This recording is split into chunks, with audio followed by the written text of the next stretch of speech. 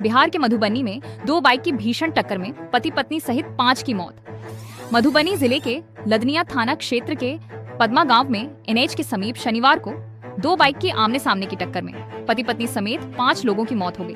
बताया जाता है कि घटनास्थल पर 2 की मौत हो गई, जबकि तीसरे की हॉस्पिटल जाने के दौरान, वहीं चौथे और 5वें की डीएमसीएच में इलाज के दौरान मौत हो गई। स्थानीय लोगों के अनुसार टक्कर इतनी जबरदस्त थी कि दोनों बाइक के परखच्चे उड़ गए।